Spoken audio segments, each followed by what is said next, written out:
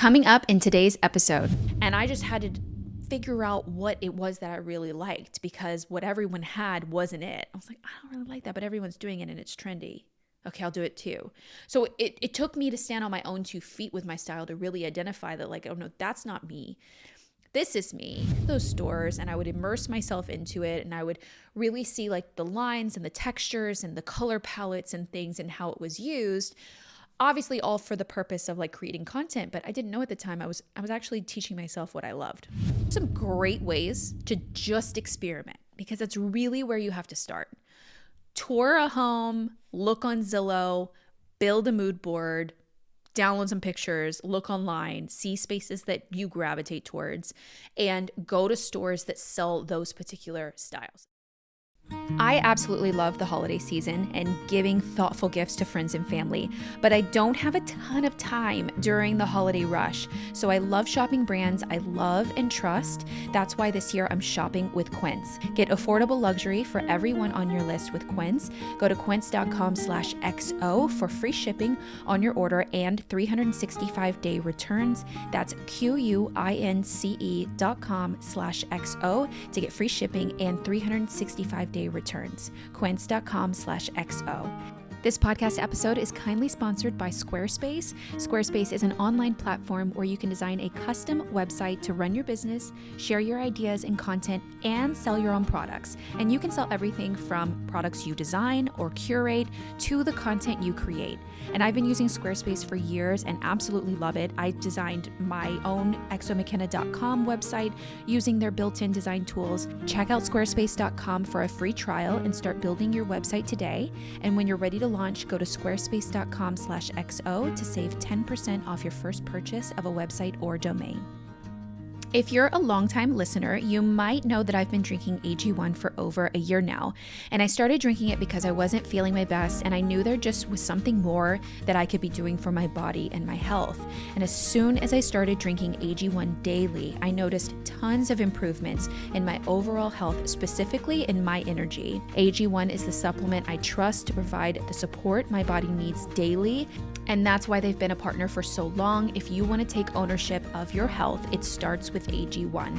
Try AG1 and get a free 1-year supply of vitamin D3K2 and 5 free AG1 travel packs with your first purchase. Go to drinkag1.com/XO. That's drinkag1.com/XO to check it out. Thank you to AG1 for sponsoring today's episode.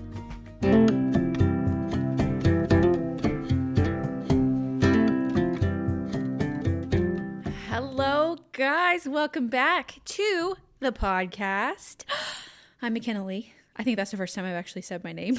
I'm just always like, hey, what's up? This is, just start talking. Hi. It's December, which is wild. I feel like the year is like flying by, but it's also such an exciting, time of year with decorating and the holiday season.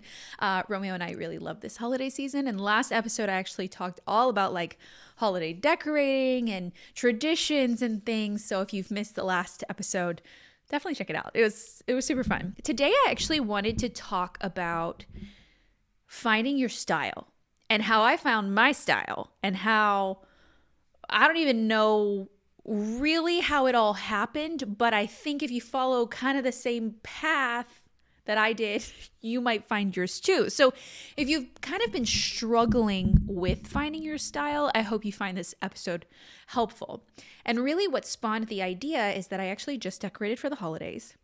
And I think I say this every year, but maybe not. This year particularly, I'm saying that this is my favorite one yet, because I think that this is the first time that my truest form of my own style is shining through even my holiday decor.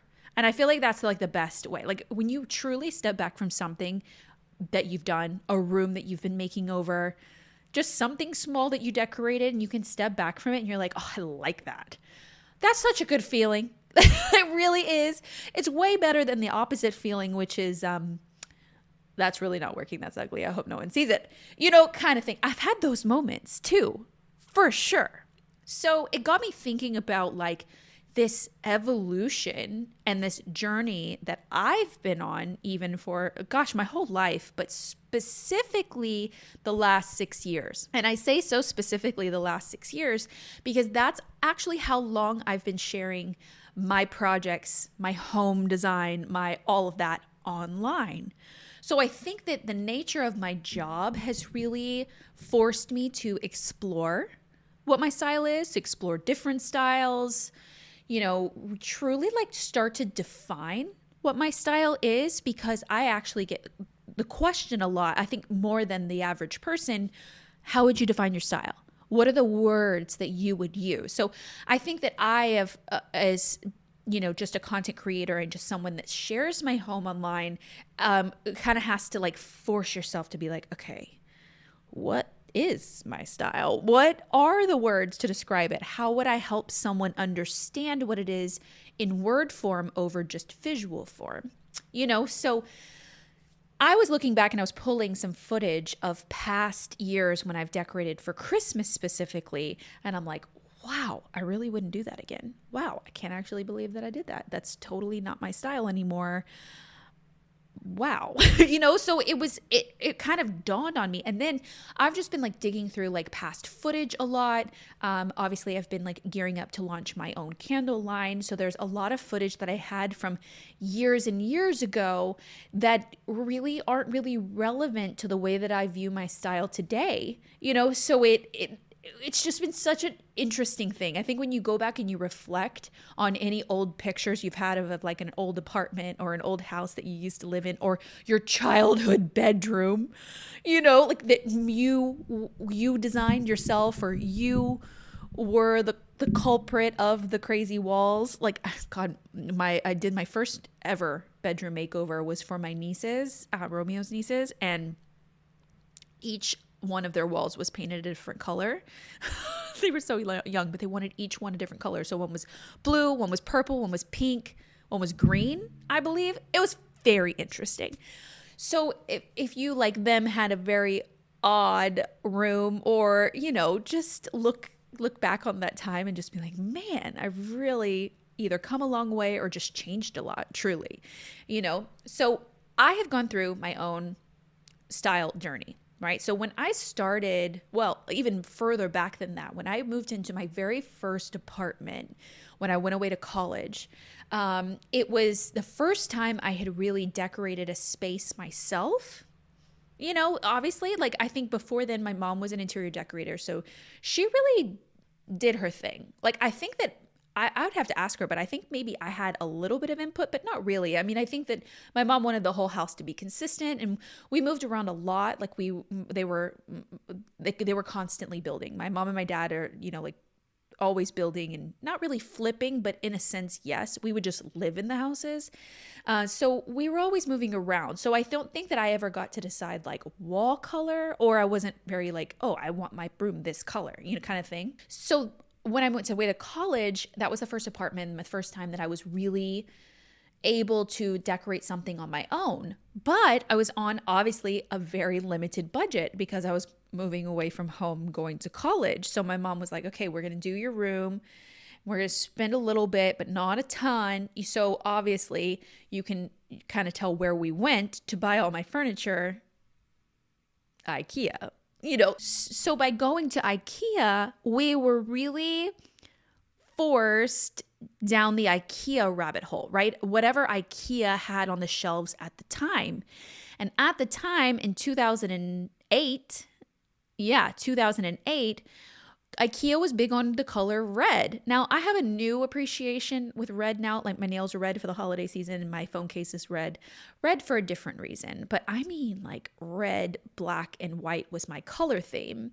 So I had like a white couch with bright red pillows with a zebra picture on the wall. I don't know if I would do that today. No, I can tell you that. I would not do that today. But that was really like, I think we were driven by the trend, right? So what IKEA had at the time, it was all what was trending then. That was what they carried, and it was mass produced, and it was in a lot of people's homes. So you saw it a lot. So it felt, very, very fitting, right? I also had these like Paris couture prints on the wall. Those weren't from IKEA. I think those were from like Ross or something, but like I had those. It was not the vibe that I currently have today. So from that apartment, I went on to the next apartment and the next apartment on still very limited budgets. I mean, Romeo and I had met in that first apartment. So then at the next apartment, we started living together and we didn't have anything. I mean, we met at an Italian restaurant. I was serving tables. He was delivering pizza and pasta, and we were in college, so you can kind of see where our funds were. Like they weren't there, like especially to like invest in like home decor and stuff. But I've always been very interested in like making my home homey. So I've always been very into like making it styled and designed. And I also had a mom that was an interior designer or interior decorator. So she, I was exposed to the way that furniture should be laid out and how things should flow and how to hang a photo, a picture on the wall. So it was, being exposed to that, you kind of want to live the same way that you grew up. So we would get creative, but most of the time I still had the same things from previous apartments. I carried the same bed probably for the next 4 apartments. I had the exact same bed until we moved. The last apartment that we lived in, I actually had the same bed, the original bed that I had purchased from IKEA. So I feel like my style was an evolution of the same thing, just adding different things and trying to pair different things together as I developed my own point of view and my own style and really discovered things that I really liked. So it wasn't until I started my YouTube channel that I was really into, it forced me to really define what that style was. And I went through maybe a 2 to 3 year period of exploration. I did this whole series on my channel where I would explore different styles. And it was really, I had an understanding of all of the styles, what the styles were. I did like Scandinavian, industrial, or Scandinavian boho really, industrial, mid-century modern, so I was exploring these different design ideas and styles. And I would make DIYs from things that I would find at the craft store or the thrift store. And I would make DIYs in that particular style. So that was a lot of the stuff that I would then have in my home. So I think just as much as I was quote unquote teaching, I was like giving a guide to this particular style, I was really exploring it myself. So it was really twofold. I was really exploring, do I like this style? And where do I shop for this style if I really like it? So let's say it was like mid-century modern, like where can I go and get these items and these certain things? And I would go to those stores and I would immerse myself into it. And I would really see like the lines and the textures and the color palettes and things and how it was used. Obviously all for the purpose of like creating content. But I didn't know at the time I was actually teaching myself what I loved. And I was actually weeding out things that I didn't like too. I'm like, okay, that's not really me. That's not really me. So my style evolved really quickly to boho. I was very bohemian. Macrame, like lighter colors, just like natural elements really. I think for boho, I went more Scandinavian and hygge in terms of like a way that your home feels. And I went like more of the Scandinavian route because I still had a lot of IKEA stuff. And so it was easy to kind of adopt a Scandinavian, kind of style because IKEA is a Swedish company. And so it has like similar lines and stuff. So then I went to the Scandinavian. And by that time I had really gotten into thrift shopping. Now, I'm going to be really honest. In the beginning, and I feel like some people are going to resonate with this. In the beginning, and now thrift shopping is a lot more popular now. Shopping vintage, shopping secondhand, bringing used goods into your home is a lot more popular now than it was 10 years ago, right? But maybe for some it really is, but you'd be surprised if you haven't ever met a person that still does not like secondhand today. you may be living under a rock, because those people still very much exist. And I was very much grew up. My mom did enjoy antiques a little bit, but I very much grew up with the mindset of like, I want new. I want to live in a new building, and that's very disjointed to the person that I am today. And I remember moving into our apartment, the last apartment that we lived in before this, and it was the first time I had moved into an apartment that was older.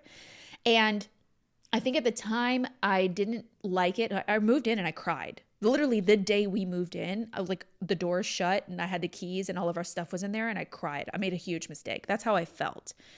And so I blamed it on the fact that I had left all these like new modern buildings, and I was so used to a certain way of living that I had moved into this apartment that was old.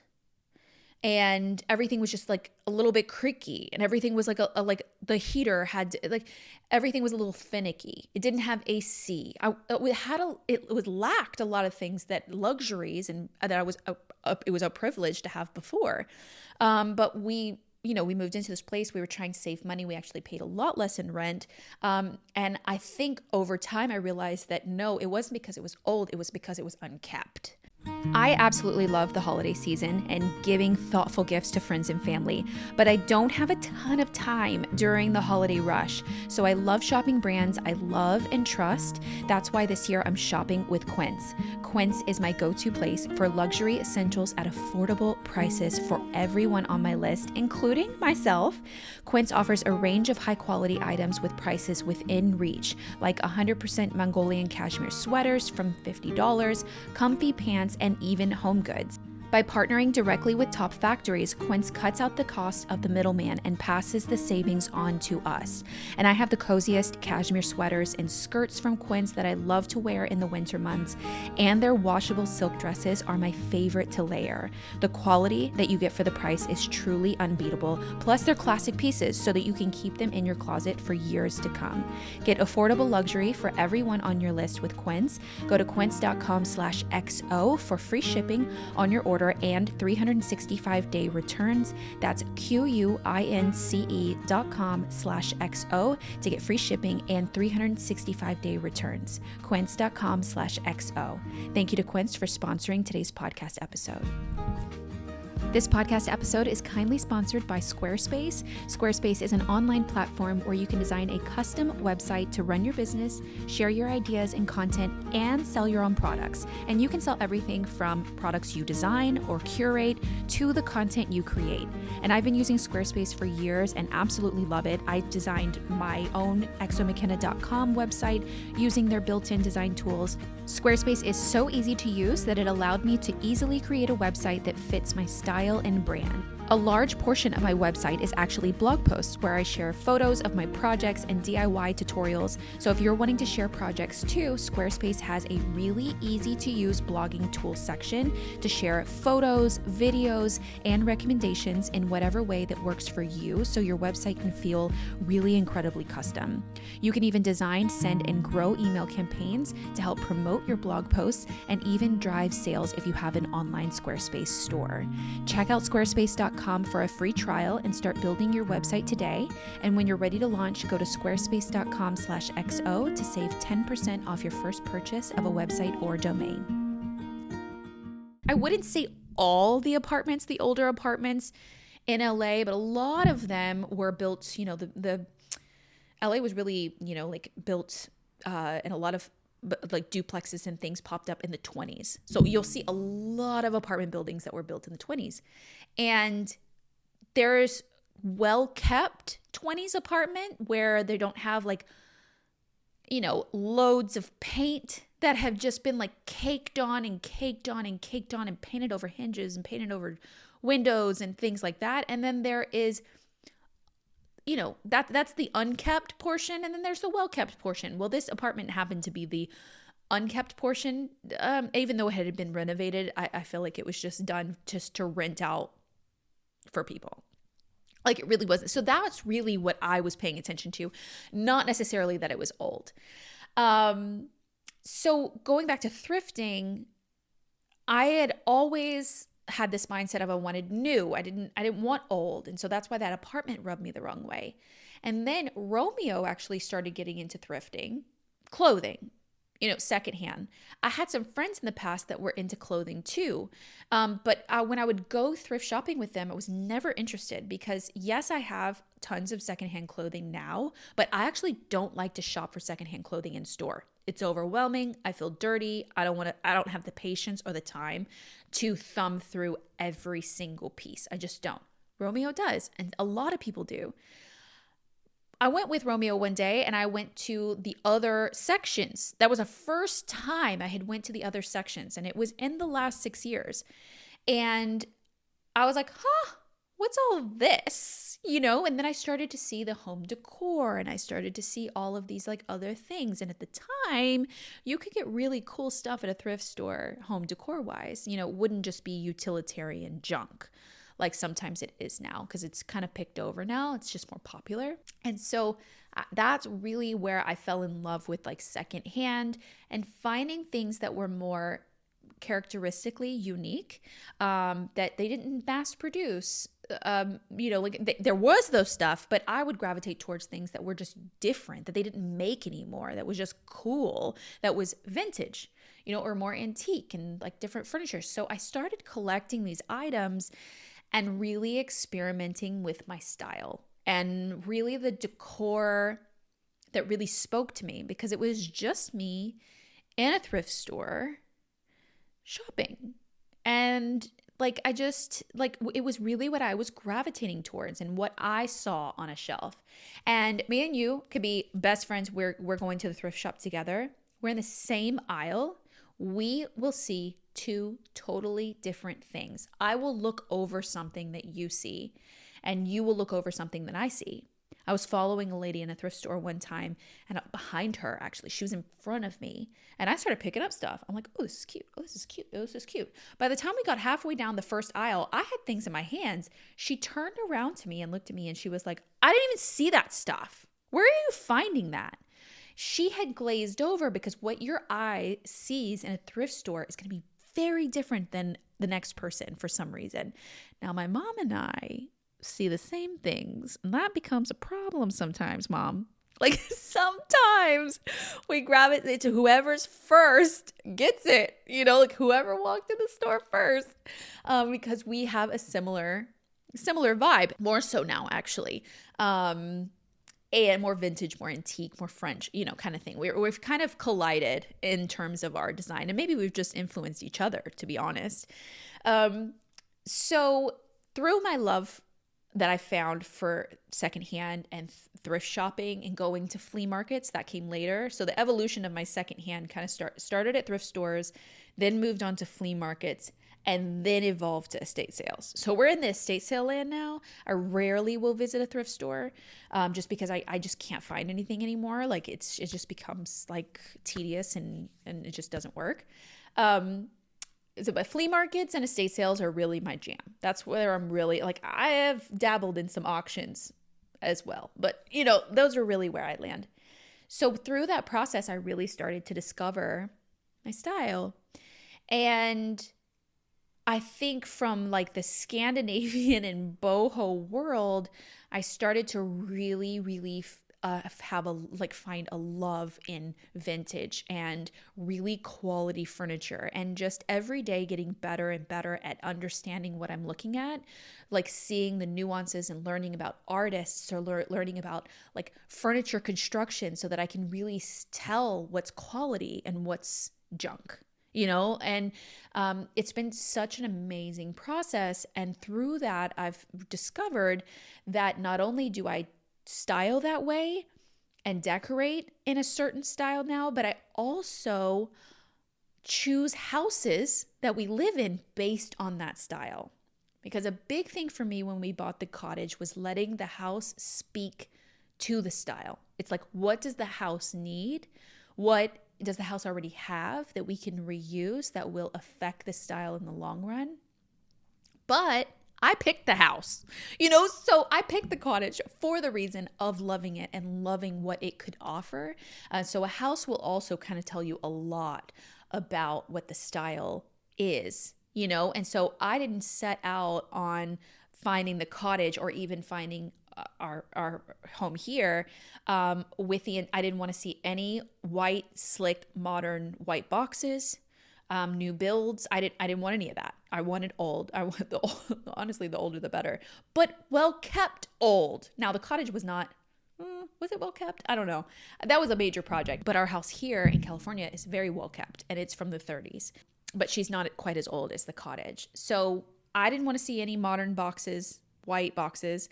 I didn't want to see any country farmhouses. You know, really what I was really wanting to see is like more New England Storybook. Or not two in the same. I don't mean those two like the same. I mean like those are the ones that I wanted to see. I wanted to see like storybook, cottage. It had to have a very like more leaning a little more traditional in its like shape and stuff, but also like New England, Cape Cod. I could be swayed. You know, like that was very like the era that I was in, and I think our style evolves all the time.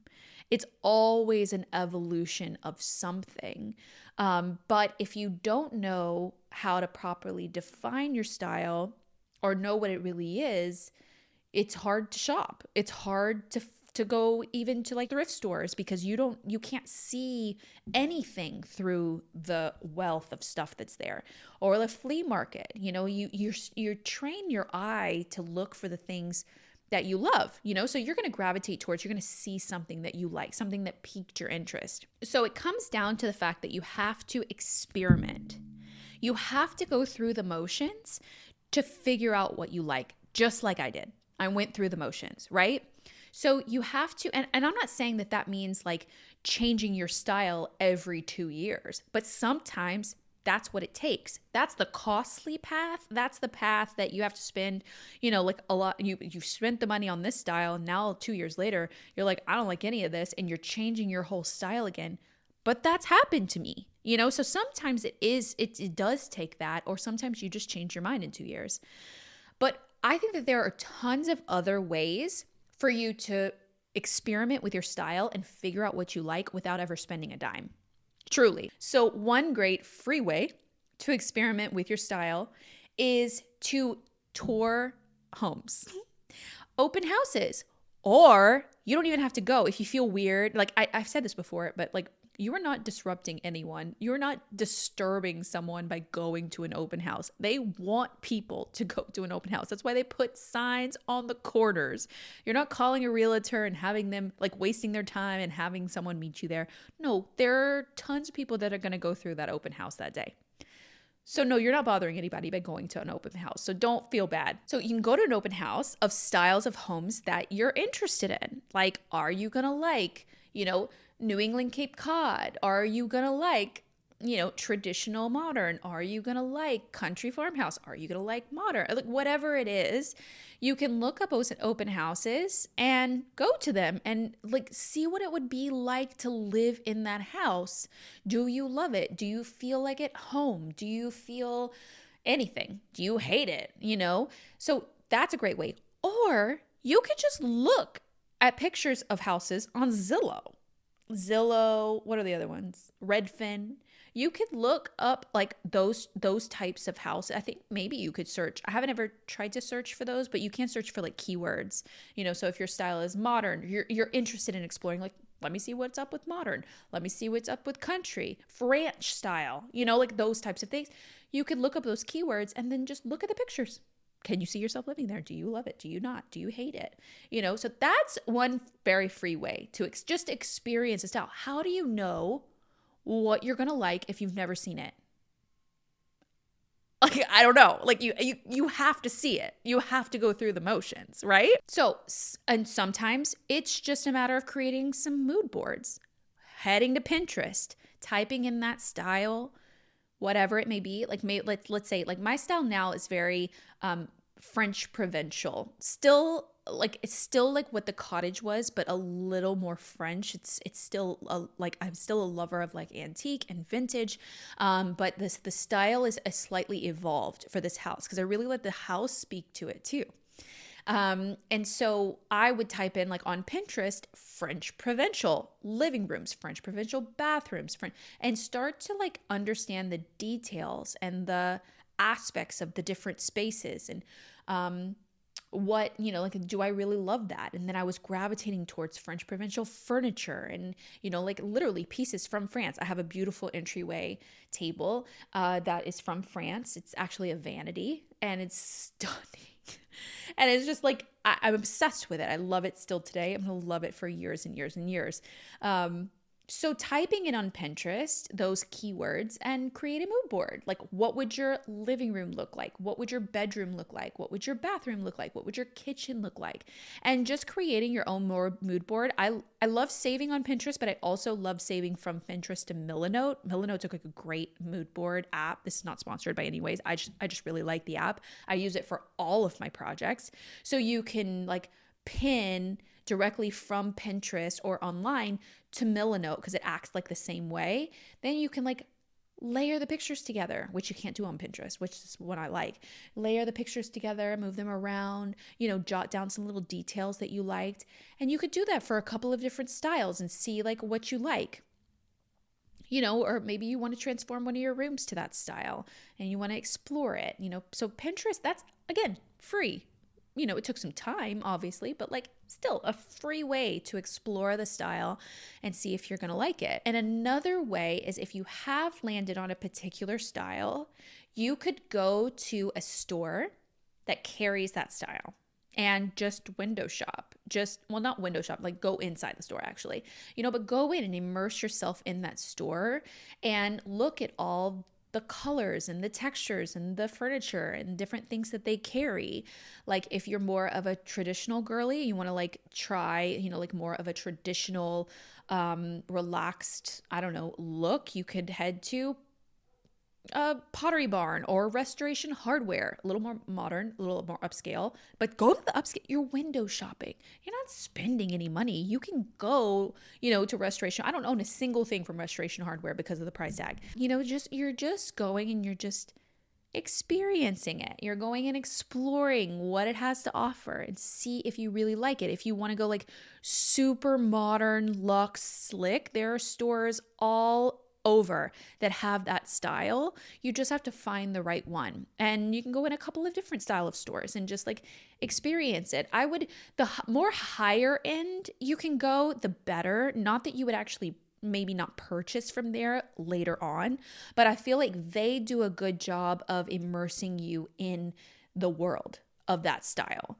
It would be very different going to a store like Home Goods. Home Goods doesn't have a specific style. They just sell a lot of product, so you're not going to get a sense that would confuse you even more. And it's just meant to sell quantity and bulk and things that are at a discount. So that's not going to give you any sense. It's going to confuse you even more. Once you've defined your style and you know what you like and you're looking for something specific, that's when it gets a little easier to go to places like Home Goods and TJ Maxx and Ross and some of those other like more discount places and actually like cherry pick the pieces from that place that fit your style. So you've got to have the style part down packed first before going to a place like Home Goods, because then you'll end up leaving Home Goods with, something that you get home and you're like, what was I thinking? Or I don't know. Or those are the types of things that you want to get rid of if it's not like super focused.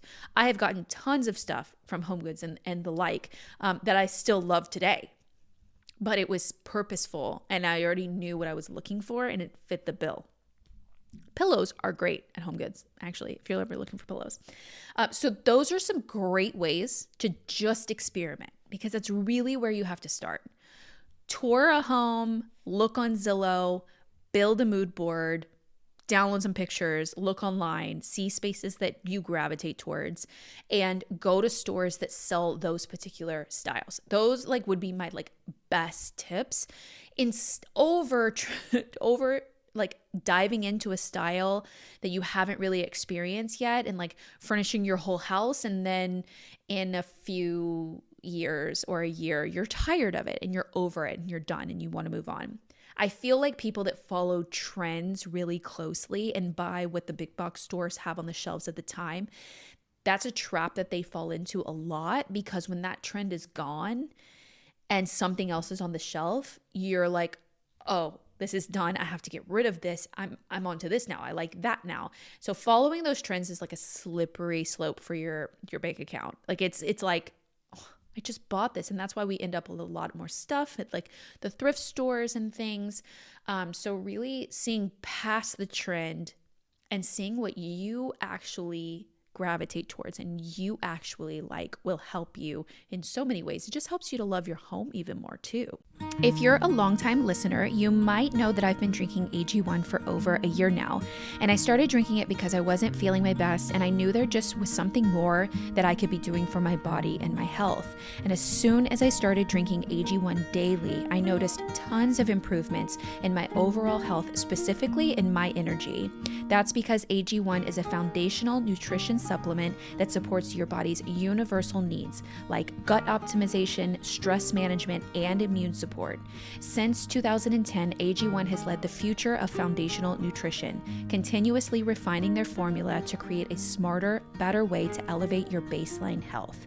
After even a few days of drinking AG1, I could really feel a real difference in my daily health. And I also had tons of energy every day to tackle my projects and my work. And even my parents and Romeo have started drinking AG1, and they always tell me how much more energetic they feel, overall how better they feel, and they know that they're getting the nutrients their body craves. AG1 is the supplement I trust to provide the support my body needs daily. And that's why they've been a partner for so long. If you want to take ownership of your health, it starts with AG1. Try AG1 and get a free 1-year supply of vitamin D3K2 and 5 free AG1 travel packs with your first purchase. Go to drinkag1.com/XO. That's drinkag1.com/XO to check it out. Thank you to AG1 for sponsoring today's episode. If you're spending time with loved ones this holiday season, chances are you're going to hear a lot of stories. The ones that you love to hear every year and the ones you've heard way too many times. But have you ever wanted to help your loved ones document those timeless stories? It can be challenging to write an entire book on life's memories, but Storyworth makes it fun and easy.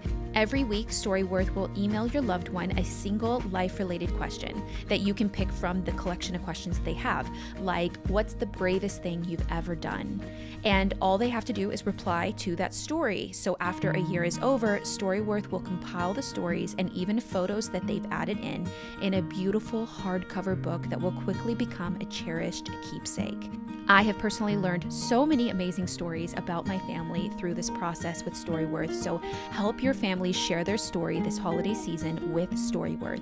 Go to storyworth.com/XO today and save $10 on your first purchase. That's STORYWORTH.com/XO to save $10 off your first purchase. Storyworth.com/XO. Thank you to Storyworth for sponsoring today's episode.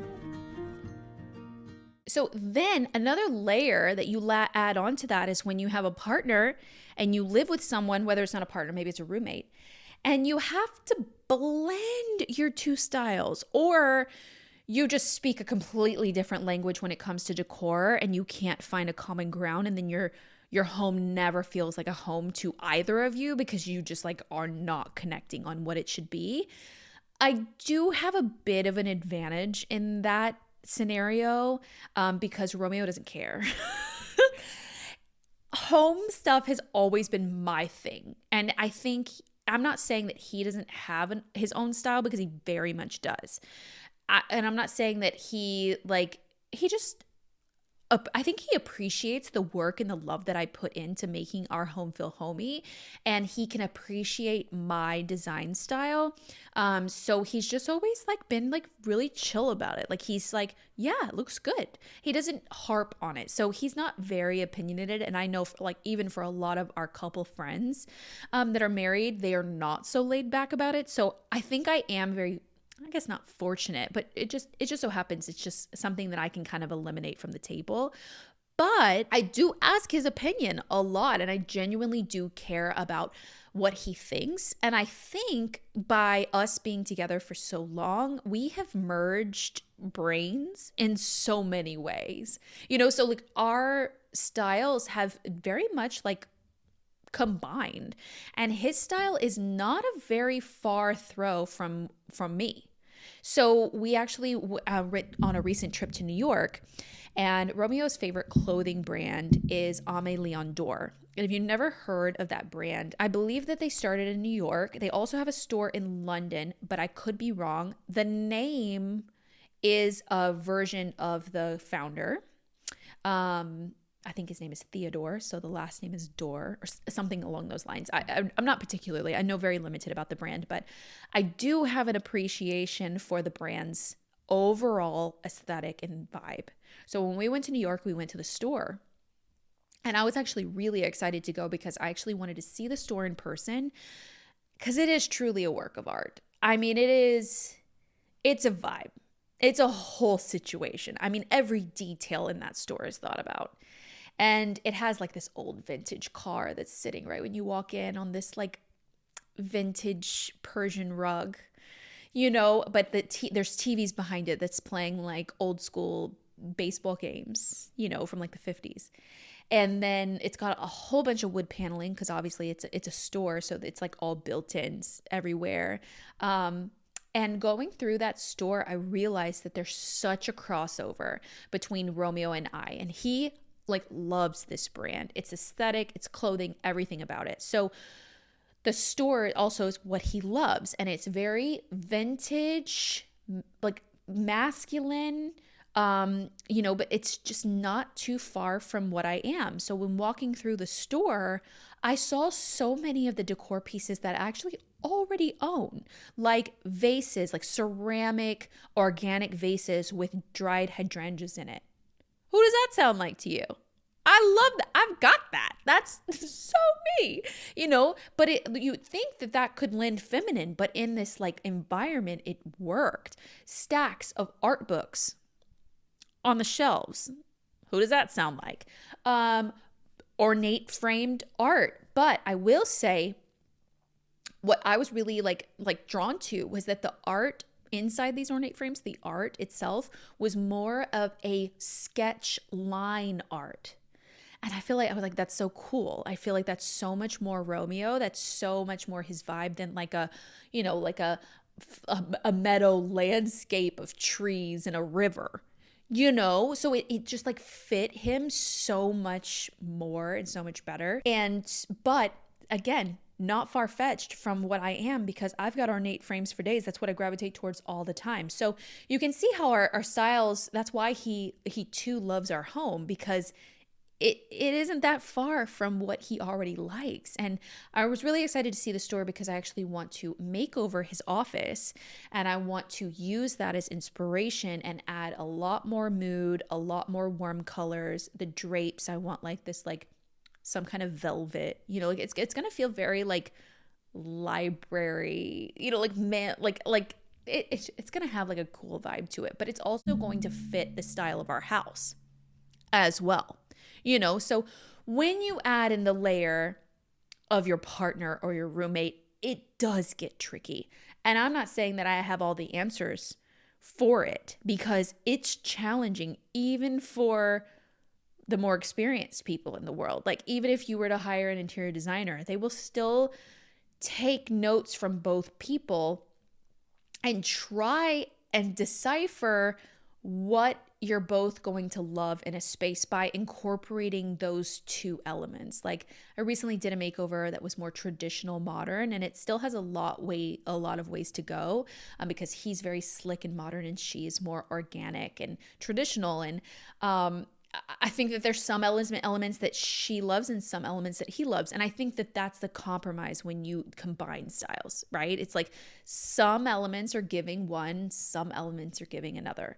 And that's just kind of how it goes, so it can be difficult. So I feel for you if you do have a partner that's very opinionated about design style as well, so you both care a lot, it can be super tricky. I think in the beginning too, I also struggled. I think maybe this particular to my job, or maybe if you just have this personality, like I think I struggled to not be cookie cutter with my design style or like everybody else. Like I resisted that a lot. Like if everyone had something, I didn't want it. It's like it was like the opposite. Like I'm like, that doesn't make it special to me. That doesn't make it unique. That doesn't make it interesting. If everyone has something, like I had a weird feeling. I don't think I could really pinpoint that idea or identify that very early on. But now coming out of it, I was like, I struggled a lot with that. I didn't want my house to be like everybody else's. And I did not want to be cookie cutter with my job. Like as a content creator, at the time when I was starting, everyone had the same aesthetic, like white with like pink peonies. If you know, like it was like, that was an aesthetic. That was like a vibe. And I think even today there are forms of that very same style today where it's everyone, it's everywhere. And I feel like social media and TikTok and everything has like contributed to this, like if this person talks about that, then everyone buys it and everyone has the same thing. And I feel like it's diluted, making someone special or stand out, or I don't know. That's a whole nother conversation to have. But I think I was so resistant to it because I knew that my style was different. I knew that I was different, and I just had to figure out what it was that I really liked, because what everyone had wasn't it. I was like, I don't really like that, but everyone's doing it and it's trendy. Okay, I'll do it too.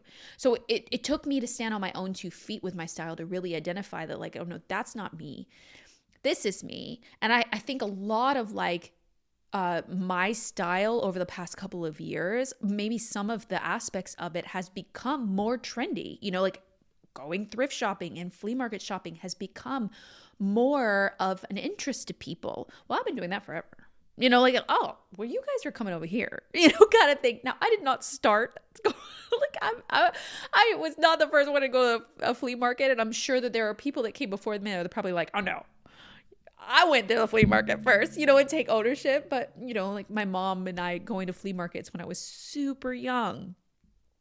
And I never valued it then, but I value it now. So I struggled to really identify and share what my true style was in the beginning because I was still experiencing it. I was still exploring what it was and what it could be and how to identify it. So now when I get asked, how would you define your style? What is it? What are the words that I can search for on Pinterest and stuff? I think in some ways I still struggle with it. But there are some like specific keywords that I would recommend. Like if you do love my style, that I would recommend searching for. Our house hero is very like French provincial. So you could obviously start there. But it is a very like certain level of French provincial. It's not, if you type that in, you may see more shabby chic farmhouse side, like, like French country, so there is versions of the provincial style as well. And I think it's all in how you interpret it, right? So yes, it's grounded in French provincial, but it's how I see it. It's how I am attracted to it and how I interpret that into my own home with things that I love and I can find secondhand and things like that. So French provincial would definitely be something to look for. You'd obviously type in vintage or antique furniture. That, it's broad, but you could definitely type in that. You could type in like moody. I tend to be more moody these days with the cottage and here. I tend to gravitate towards more moody, jewel tone colors, color palettes, paint colors, things that I like, I gravitate towards, like usually those like more tones, but I balance all of that with really warm neutrals, so it's all like a mix, you can type in cottage style as well if you love the cottage, like vintage cottage, and just kind of pick up on those keywords and start, then you'll go down the rabbit hole. right? You'll see like one picture that you really like of a room, and then you'll click on the other pictures of that are similar to that. And you'll just be on this like really fun, it can be frustrating, but very fun exploration of what your style could be, and it's so much fun. It's been so much fun to kind of like see even my evolution over the years. And I look back and I'm just like, did I really like boho? I did. I was very into boho. The macrame projects for me, really, really, I was into. I loved a good macrame project. I still think to this day, I still have some boho things that I gravitate towards. I think once you love it, it kind of always like sticks with you, any style, But I hope this gave you insight into not everyone has it always figured out. Style is always going to be an evolution, and my style today may look very different than my style in 20 or 30 years, but I have a better shot today of loving my style for more than a few years than I did when I was buying trends and things. So if this will help you accomplish that and just explore truly what you like and what you don't like just by experiencing it, I'm happy. I've done my part. If that will help you, I will be very, very happy. So maybe you'll visit open house this weekend, or maybe you'll just look on Zillow, or maybe you'll go to a store that you've been passing that you've kind of wanted to pop into just to see what it's all about, and you'll like start exploring what your style is going to be, and just continue to make your house a home, because that's the goal, right? So I hope you guys enjoyed this episode. I hope it gave you a little bit of insight and helped you in any way that it could. If you're watching on the YouTube channel, I would love to know what your style is. It may or may not be what mine is or anybody else's, but I would love to know. So comment what your style is and what you search for, or how you discovered your style. So if you could help someone else and maybe something that you did was really helpful for you, let us know. If you're following along and you're just listening to the audio, we do record this. I'm only one in the room. I do record this for YouTube, and so you can check out the YouTube channel as well, and you can see the style of my home that I'm sitting in right now, and follow along. Click the little plus sign or the follow so that you know when new episodes drop every week. And of course, review it if it helps the podcast so much. So if you can review the podcast and leave a review, I would be greatly appreciated. Kinsley is here with me too, my little Maltipoo, and she says hi. And we will see you guys very soon for another episode, which will, I think, actually be the last episode of the year, which is crazy. A whole year. I've been doing the podcast for a whole year, and another year is down, which is wild to me. So I will see you guys very soon. Bye, guys.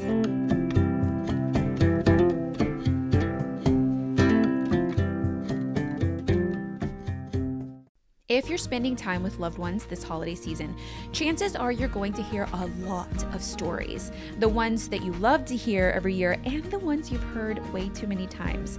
But have you ever wanted to help your loved ones document those timeless stories? It can be challenging to write an entire book on life's memories, but Storyworth makes it fun and easy. Every week, Storyworth will email your loved one a single life-related question that you can pick from the collection of questions they have, like, what's the bravest thing you've ever done?